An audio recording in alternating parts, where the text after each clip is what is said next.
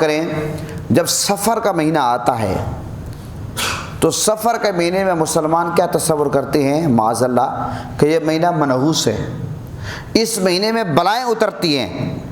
تصور کیا کیا جاتا ہے کہ جناب بلکہ عملی طور پر لوگ اپنی بیٹیوں کی شادی نہیں کرتے، رخصتی نہیں کرتے، اگر کسی شاپ کا آغاز کرنا ہے، افتتاحی تقریب کرنی ہے وہ نہیں کرتے، کوئی بھی اچھا کام کرنا ہو کہتے ہیں یہ نہیں کرنا۔ خاص طور پر یہ جو سفر کے مہینے کی ابتدائی 13 دن ہوتے ہیں ان کو تو معاذ اللہ بہت زیادہ منحوس سمجھا جاتا ہے، اور پھر جو سفر کا آخری بدھ آتا ہے کہا کیا جاتا ہے جناب یہ صحت کا غسل آقا علیہ السلام نے فرمایا۔ جناب آخری بدھ کو لوگ یہ سمجھتے ہیں کہ اب خوشی مناؤ، اب کیونکہ یہ جو سفر کا مہینہ یہ چلا گیا، اور عجیب و غریب لوگ خیالات پیش کرتے ہیں، ایک ایسی عکاسی اپنے دماغ کی کرتے ہیں، خیالات کی کرتے ہیں جس کے قرآن اور حدیث میں کوئی حقیقت نہیں ہے۔ اب میں آپ کے سامنے رکھنا چاہتا ہوں کہ آقا علیہ السلام کی طبیعت ناساز کب ہوئی۔ یہ تو کہتے ہیں کہ آقا علیہ السلام نے آخری بدھ کو، سفر کے آخری بدھ کو میرے آقا نے صحت کا غسل فرمایا، حالانکہ آخری بدھ کو آقا علیہ السلام کی طبیعت ناساز ہوئی، اور پھر میرے آقا حضور نبی کریم صلی اللہ علیہ وسلم کا وصال جو ہے 2 ربیع الاول کے بارے میں بھی آتا ہے۔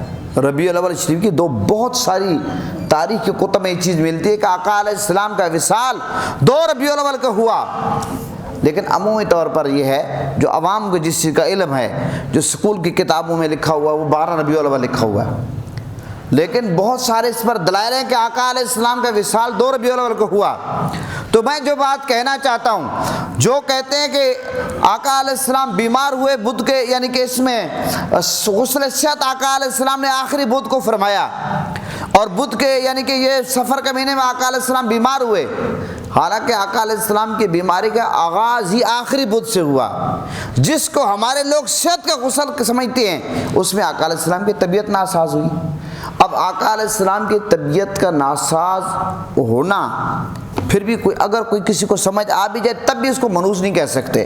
کیوں کہ اگر ہم اسی طرح مہینوں کو، دنوں کو، کسی کا وصال ہو، کسی کے پیدائش ہو، کسی کے آنے جانے کے ڈیٹ ہو، ہم کہیں کہ جناب یہ منحوس ہے، پھر تو کوئی ایک مہینہ نہیں بچے گا، کوئی ایک دن نہیں بچے گا، کوئی ایک رات نہیں بچے گی، کوئی ایک سیکنڈ نہیں بچے گا۔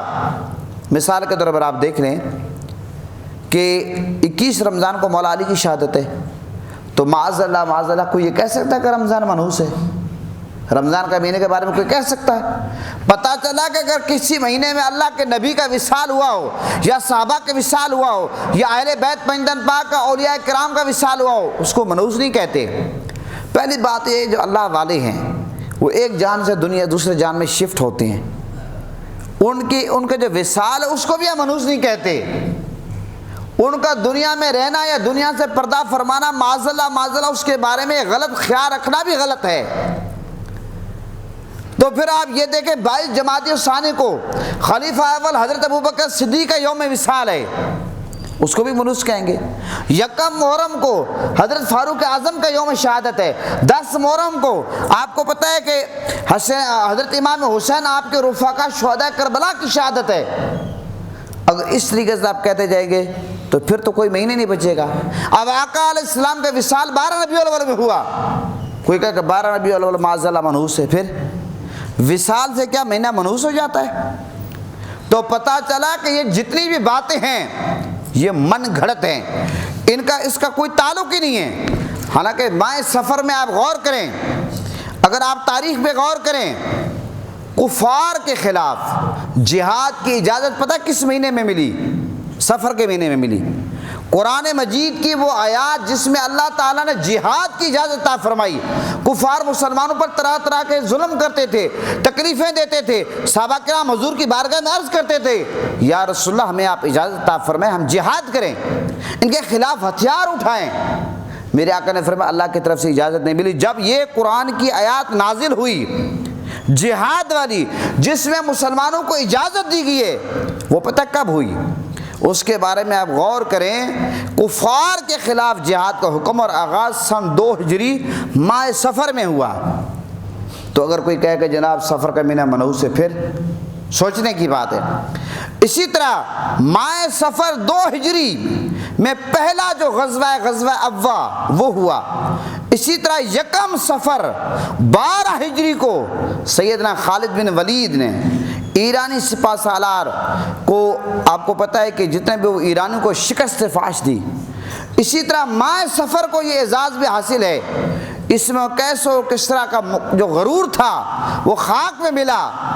اور اسی طرح 26 صفر 16 ہجری کو جمعہ کے دن حضرت سیدنا سعد بن ابی وقاص نے مدائن کو فتح کیا۔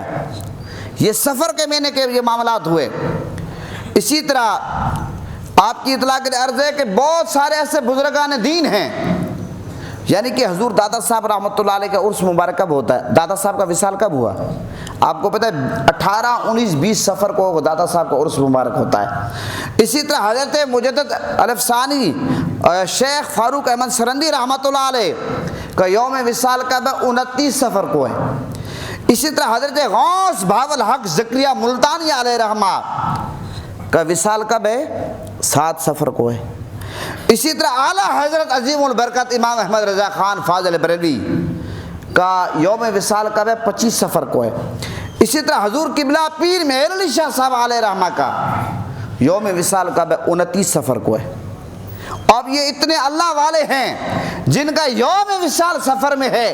اگر کوئی بدبخت جہل، دین سے دور، ان پڑھ، دین سے ناواقف اگر یہ کہہ دے کہ سفر کا مہینہ منحوس ہے، تو معاذ اللہ اتنے سارے بزرگوں کو نسبت اس مہینے سے ہے۔ اگر میں 2 باتیں اور آپ کو بتا دوں کہ سفر کے مہینے میں 2 کام اور تاریخی ہوئے۔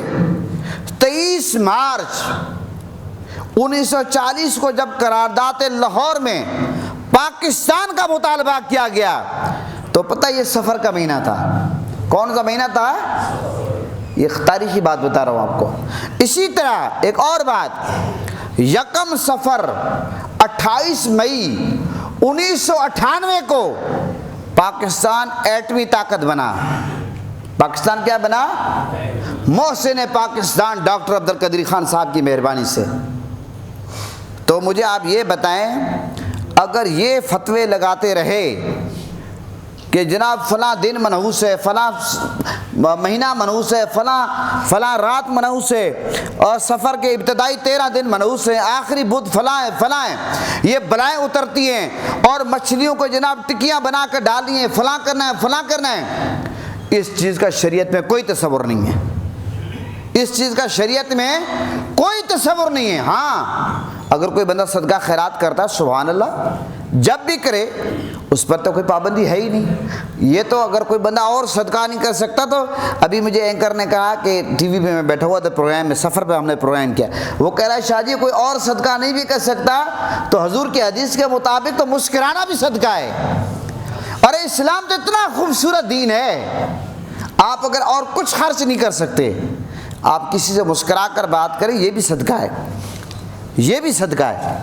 تو محترم حضرات، میرے کہنے کا مقصد یہ ہے کہ بنی اسرائیل کے لوگ اور یہ مختلف جو قومیں گزری ہیں، وہ جب ان پر کوئی تکلیف آتی، پریشانی آتی، قرآن سے ثابت ہے کہ معاذ اللہ اس کو وہ منسوب کرتے تھے اللہ کے نبیوں کی طرف سے، اور جب ان کو کوئی خوشی ملتی کہتے یہ تو ہمارا کارنامہ ہے، حالانکہ جب ان کو کوئی تکلیف ہوتی ہے وہ ان کے برے کرتوت کی وجہ سے ہوتا تھا۔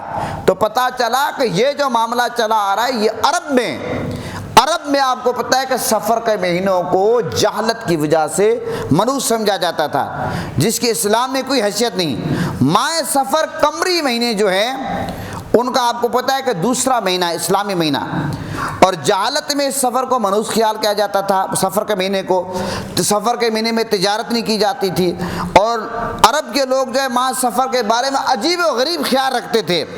برے صغیر کے مسلمانوں کی ایک بڑی تعداد آج بھی اس میں بلاؤں کے نزول کا مہینہ اس کو تصور کرتے ہیں، اور ان کا اعتقاد یہ ہے، برے صغیر کو لوگ کہتے ہیں کہ اس مہینے میں کہ شروع میں ابتدائی 13 تاریخ میں بلائیں اترتی ہیں۔ حالانکہ یاد رکھیں، جو لوگ کہتے ہیں کہ سفر کا مہینہ خیر و برکت سے خالی ہے، اگر ان کو کاروبار میں کوئی نفع حاصل ہو جائے کیا اس کو ضائع کر دیں گے؟ کیا کاروبار وہ نہیں کرتے؟ کیا بزنس نہیں کرتے؟ کیا ان کو سفر کے مہینے میں تنخواہ نہیں ملتی؟ کیا سفر کے مہینے میں وہ کپڑے نہیں پہنتے؟ کیا روٹی نہیں کھاتے؟ سارے کام کر رہے ہیں، آمدنی آ رہی ہے، پھر بھی کہتے منحوس ہے۔ اس سے بڑی ناشکری اور کوئی ہو سکتی ہے؟ یہ سوچنا چاہیے۔ مائع سفر جو ہے اس کی وجہ تسمیہ کیا ہے؟ جنگی سفر پر روانگی کے باعث اہل عرب کے مکانات رہنے والوں سے خالی ہو جاتے تھے۔ جب کوئی جگہ انسانوں سے خالی ہو جائے اس کو اس وقت عربی زبان میں سافر المکانوں کہا جاتا ہے۔ سافر المکانوں کہا جاتا ہے جو بالکل مکان خالی ہو جائیں۔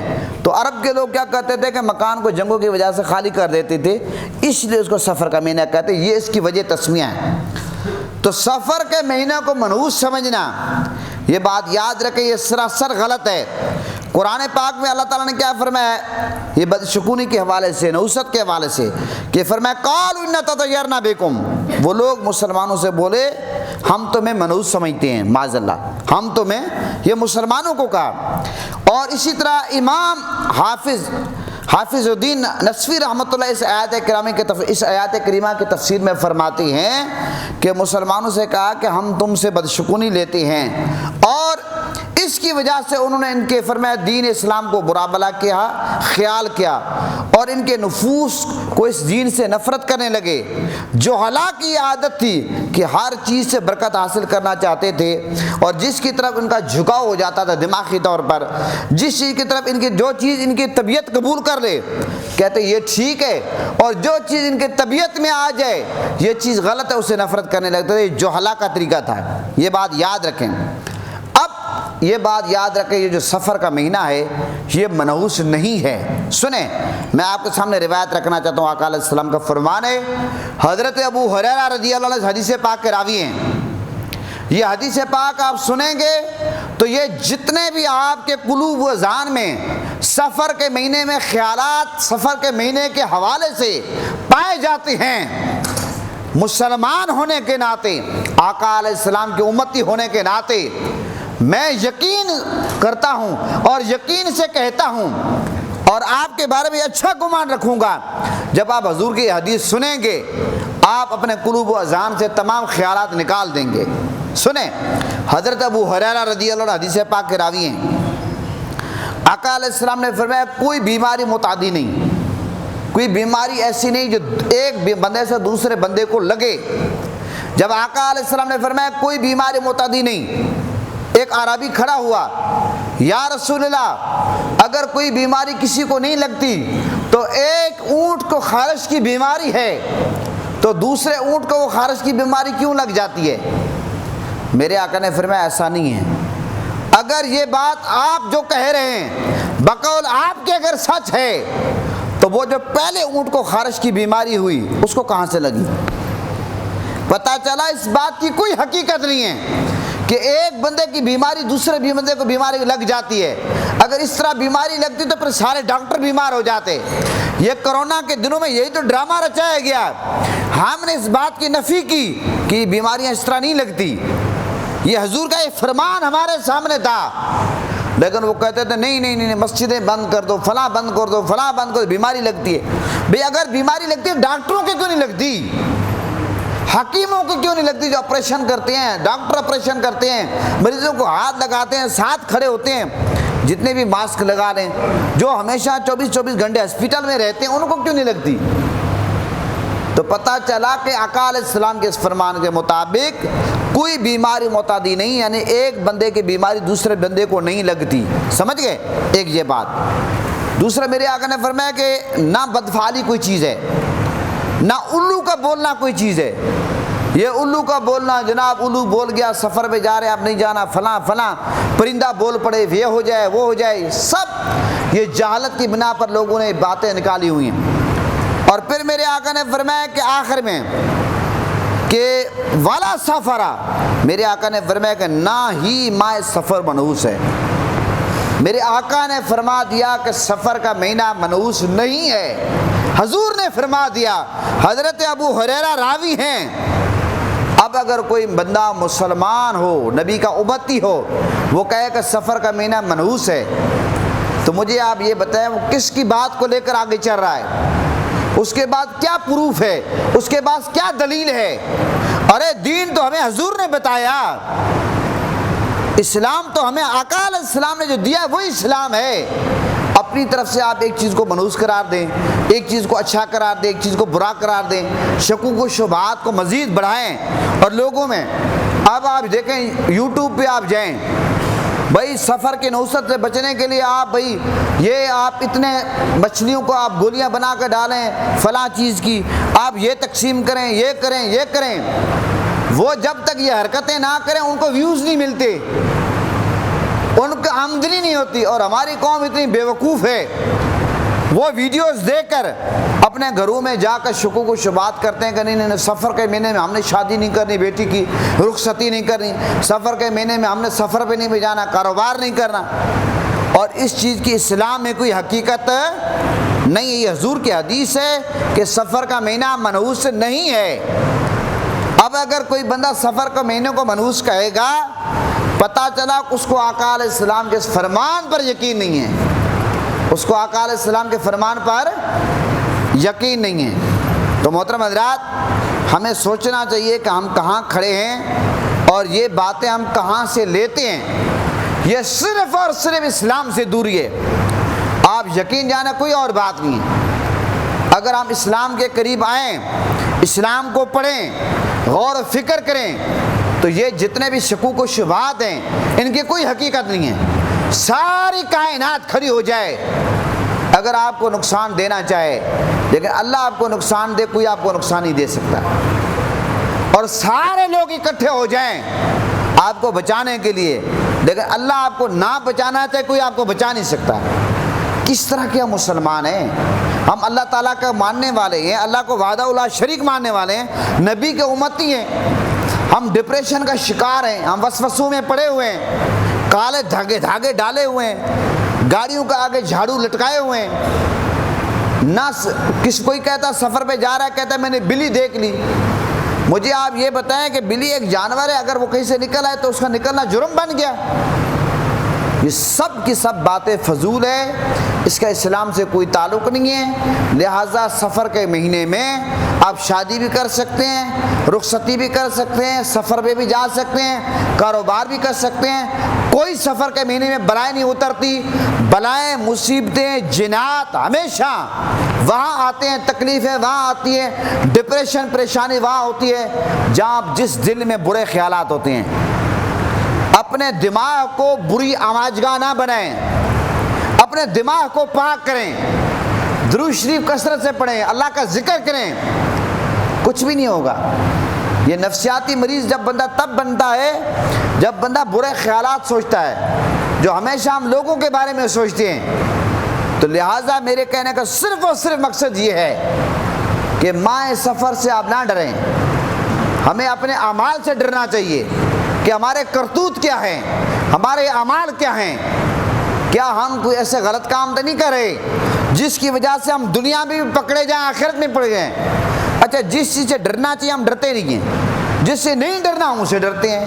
الٹی چال چلتے، دیوان گانے، عشق، حرام کھانے سے ڈرنا چاہیے، ہم نہیں ڈرتے۔ جھوٹ بولنے سے ڈرنا چاہیے، ہم نہیں ڈرتے۔